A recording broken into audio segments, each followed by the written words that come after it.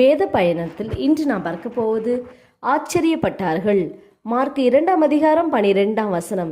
உடனே அவன் எழுந்து தன் படுக்கை எடுத்துக்கொண்டு எல்லாருக்கும் முன்பாக போனான். கப்பர்நகூமில் இயேசு வசனத்தை போதித்திருந்த போது 4 பேர் ஒரு திமிர்வாதக்காரனை சுமந்து கொண்டு வந்தார்கள்.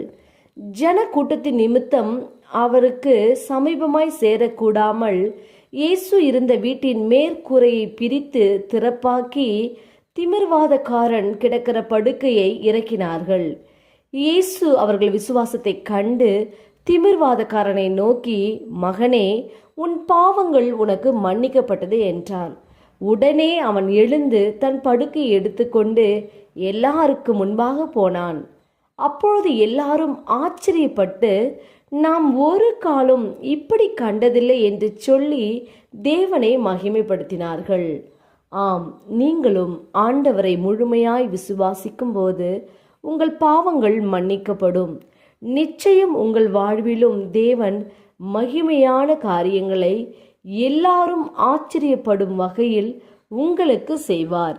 நாம் ஜெபிப்போம். அன்பின் பிதாவை, கேட்ட வார்த்தையின்படியே நீர் எங்களுக்கு செய்யப்போற கிருபைக்காய் ஸ்தோத்திரம். இயேசுவின் நாமத்தில் ஆமேன். கர்த்தர் தாமே இந்த வார்த்தைகளை கொண்டு உங்களை ஆசீர்வதிப்பாராக.